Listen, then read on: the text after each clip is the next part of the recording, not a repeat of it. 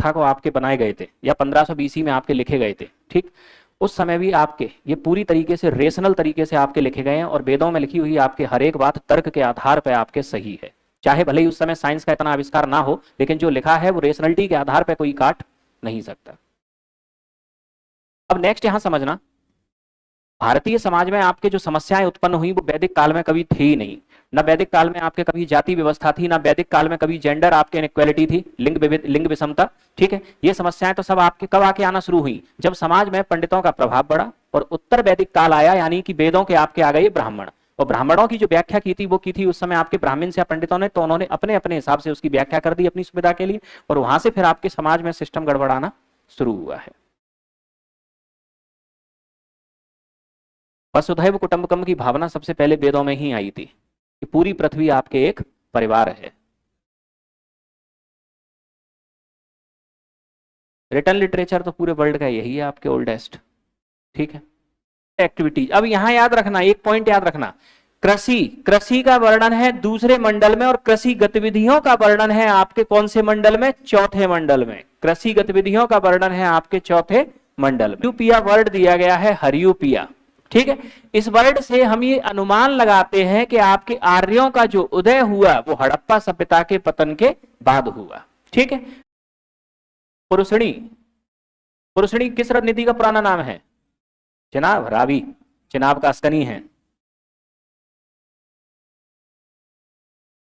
नदी के तट पर, रावी नदी के तट पर नॉन आर्य या अनार्य, ये 10 कबीले टोटल थे।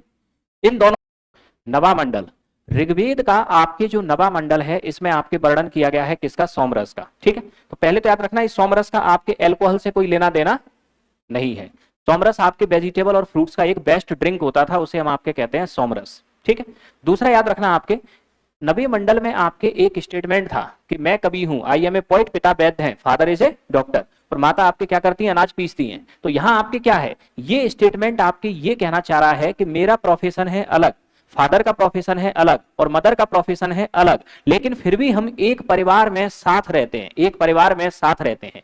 पहले व्यक्ति की जो पहचान आपके होती थी वो उसके प्रोफेशन के आधार पर होती थी, किसी प्रोफेशन के आधार पर उसे हम वर्ण में विभाजित कर देते थे, ठीक है। जैसे कि आपके अगर क्षत्रिय है तो रक्षा का कार्य, ब्राह्मण है तो पूजा पाठ या इंटेलेक्चुअल वर्क, ठीक है।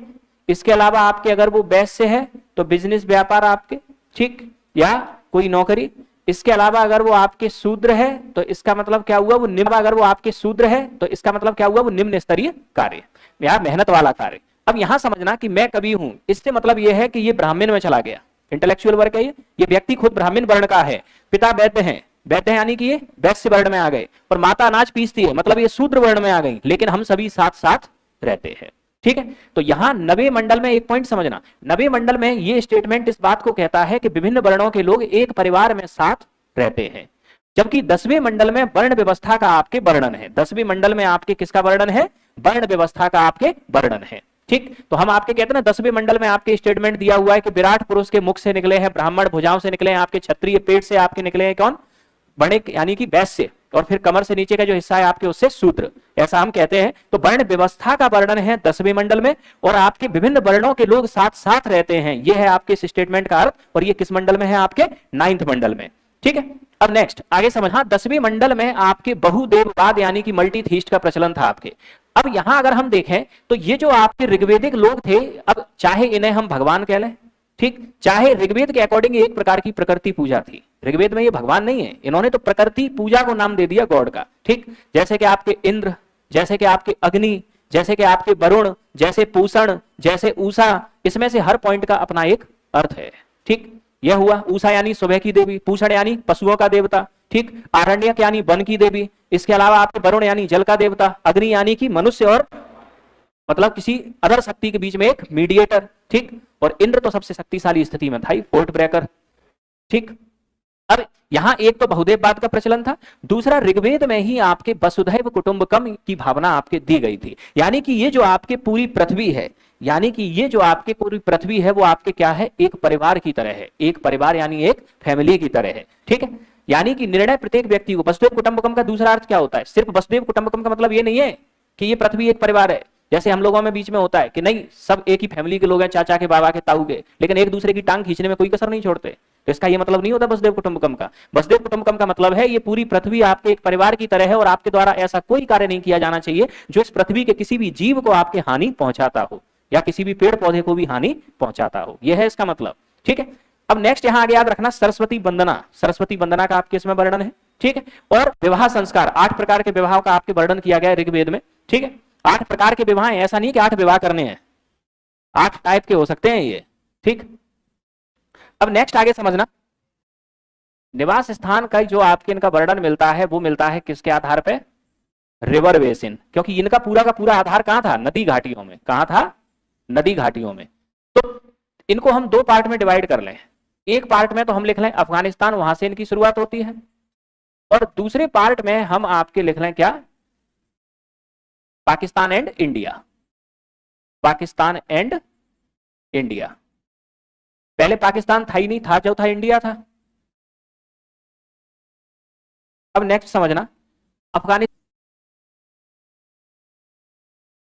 ये इनके पुराने नाम याद रखना, कई बार आपके पूछ लेते हैं। स्थान की जानकारी हमें उस समय की नदियों से, तो ऋग्वेदिक लोगों का निवास स्थान, ऋग्वेदिक लोगों के निवास स्थान की जानकारी हमें उस समय की नदियों से आपके मिलती है कि इन नदी घाटियों में आपके आर्यंस या ऋग्वेदिक लोग रहा करते थे। तो अफगानिस्तान के अंदर आपके कुंभा, गोमल और कुर्रम, ये 3 नदियां थी। ठीक, इनमें से एक को हम क्या कहते हैं? काबुल, दूसरी को आपके गोमती और तीसरी को कुर्मू। ठीक है, ये नाम याद रखना इनके पुराने। पाकिस्तान और इंडिया में ऋग्वेदिक लोगों का जो निवास स्थान था वो था आपके कौन सा? सप्त सिंधु रीजन। सप्त सिंधु रीजन का मतलब सिंधु और उसकी सहायक नदी, सिंधु और उसकी सहायक नदी, जिसमें आपके इंडस, झेलम, चिनाब, रावी, ब्यास और सतलज। इंडस को हम सिंधु कहते हैं, झेलम को वितस्ता, चिनाब को अस्किनी, रावी को पुरुषणी, ब्यास को बिपाशा और सतलज को शताद्री। तो ये तो था आपके ऋग्वेदिक लोगों को आपके निवास स्थान। ये नदियों के सारे ओल्ड नेम है। ठीक, यहां आपके ये ओल्ड है और ये न्यू है। ये नदियों के नाम याद रखना। ये व्यवस्था आपके कैसी होगी? किंग, राजा। ऋग्वेदिक सिस्टम में आपके टॉप पर कौन होता था? किंग, राजा। ठीक है, तो इस तरह से हमें आपके ये पता चलता है कि अगर टॉप पर आपके किंग है तो ये व्यवस्था आपके कैसी होगी? ऑटोक्रेटिक सिस्टम, राजतंत्रात्मक व्यवस्था, राजतंत्रात्मक व्यवस्था। लेकिन यहां एक समस्या है। समस्या आपकी यह है कि राजा होता तो था, लेकिन यहां कबीले के लोग डिसाइड करते थे कि राजा बनाएंगे किसे। ठीक, यहां कोई पैतृक पद नहीं था राजा का कि राजा का पुत्र ही राजा बनेगा। तो इससे तुरंत दूसरा सिस्टम निकल के आता है, कौन सा?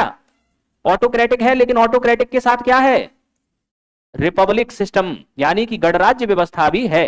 गणराज्य व्यवस्था किसे कहते हैं आपके? जहां राजा का चुनाव होता हो, गणराज्य व्यवस्था को चुनाव होता हो। ठीक, इसके अलावा और खास बात क्या थी कि राजा को सलाह देने के लिए, राजा यानी कि किंग, किंग देने के लिए 4 प्रकार की एडवाइजरी काउंसिल्स थी, 4 प्रकार की सलाहकारी परिषद थी, एडवाइजरी काउंसिल थी।